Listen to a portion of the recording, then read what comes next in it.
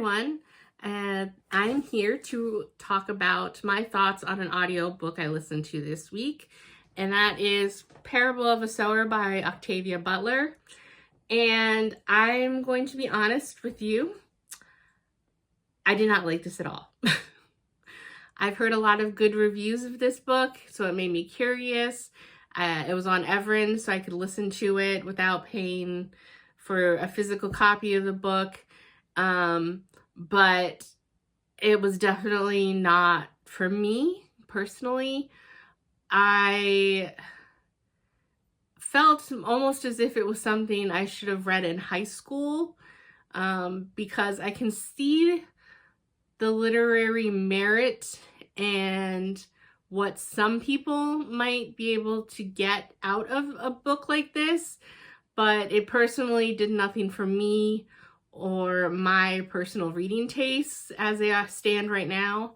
The book is about, I had to write it down because I couldn't remember how to pronounce her name, Lauren Olamina, and this takes place, I believe the book starts in 2020, either 2023 or 2024, and then it spans till 2027.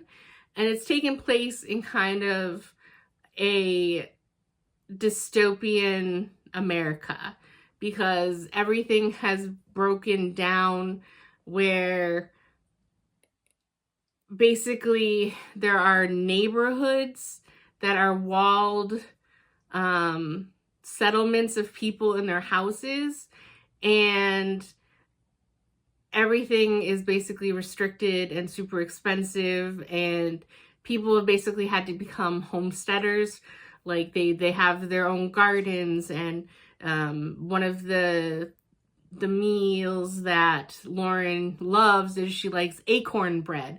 So, you know, they make do with different things that they have available because they have to pay for water, because it never outright states it, but I believe it's also kind of a take on global warming because rain is very infrequent, and so they have to pay exorbitant prices for water, for drinking and bathing and everything. And so when it does rain at one point in the books, they collect rainwater. They talk about the increasing price of basic goods such as flour and everything. Her father is basically a Baptist preacher. I'm sorry, I should state right now that I'm not personally religious, so I'm sorry if I use the wrong term, if he's a minister or a preacher. They did state it in the audio book. But anyway, so he does that, and he also has a PhD, and he is a professor at a university.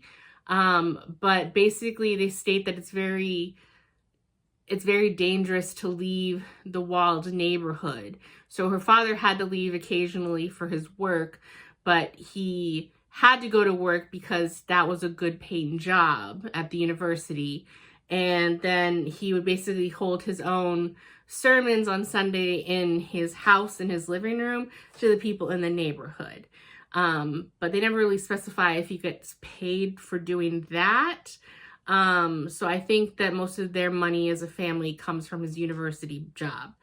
And they make very clear that if you're those who don't live in the walled neighborhoods, it's basically kind of like almost a Mad Max free-for-all out in the world, that you don't want to be a woman out there because of the bad things that will happen to you. I won't go into more detail.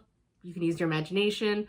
You don't want to look too clean if you go out there because people will basically harm you, if not end you, to get your clean clothes or your nicer shoes. So they purposely put on their dirty outfits and their rundown shoes or whatever anytime they do need to leave.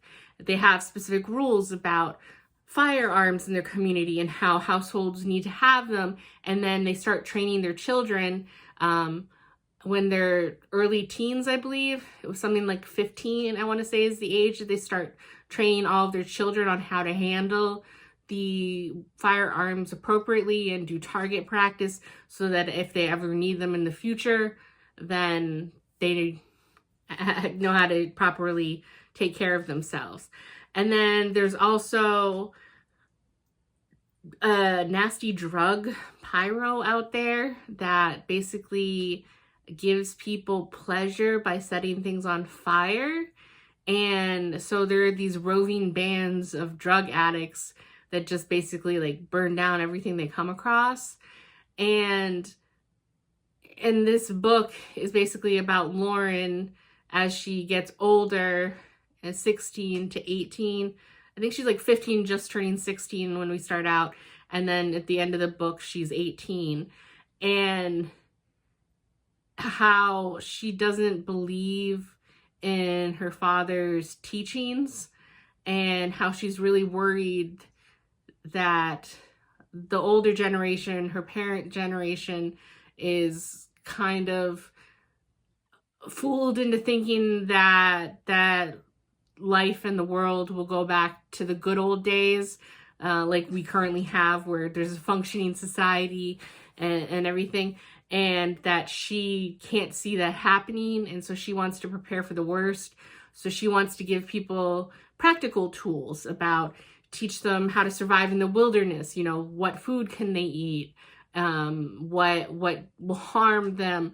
How could they survival tips, basically, you know, like how to find fresh water and all that different types of stuff. And her kind of butting heads with her father over that type of thing. And I don't want to spoil too much of that if that's something that you're interested in, but basically her world implodes at one point.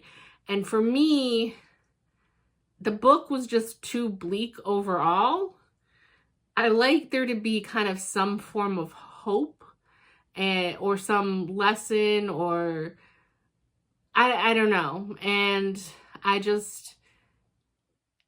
checked the runtime that was left on this audiobook a lot because it was not for me. And I wanted to listen to the end to see what the big deal was about this book that so many people have raved about. And by the end of it, I still didn't really understand why it was so popular with so many people that I've seen.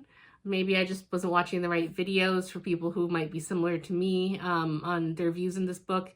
And then the other part is that while Lauren doesn't accept her father's teachings, she's kind of in the process throughout the book of creating her own religious beliefs, which she calls Earthseed. And again, as someone who's not personally religious, I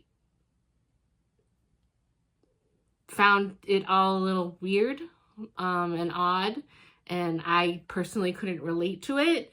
And so, I don't know, the book was just not for me at all. And then even stuff like the romances, in the end, the second romance she has in the later part of the book, I mean, I'm not going to spoil it, like, it seemed to stem from nowhere. They barely had any connection other than they were two people that weren't tied to anyone else, so why not? It didn't make sense to me, and I didn't really see what the draw was between them, and it just felt almost unnecessary to me. So yeah, that is my thoughts on the book. I don't know. I've had a hard time trying to pick a rating for it, if I wanted to go 2.5 or 3, because I can recognize that it was written well.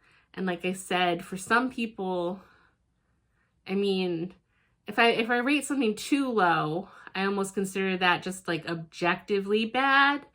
And I can see certain people getting something out of this book, but this is my own personal rating and I didn't get anything out of this book. So I'm torn.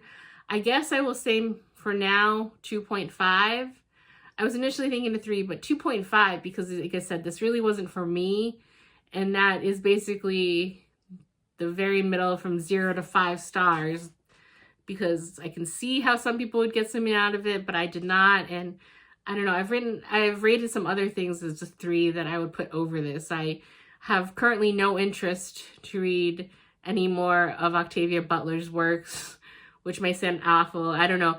I'm not that familiar. Maybe I will go back on that statement if I find another book of hers that sounds more appealing to me. I pretty much actually went into this blind, just hearing the barest of overviews summary of this book before. And maybe if I had gotten more of an in-depth idea of what it was about, I wouldn't have picked it up in the first place. But I've heard good things about her as an author anyway, so I probably would have picked up something. But right now, at least, I'm not. I've heard that this is Lauren's story is continued in further books. I'm not interested in picking those up, and I'm currently not interested in reading anything else by Octavia Butler. So yeah, unfortunately, that is my disappointing review of my experience with Parable of the Sower. So that's it for now, and I guess I will see you in the next video. Bye.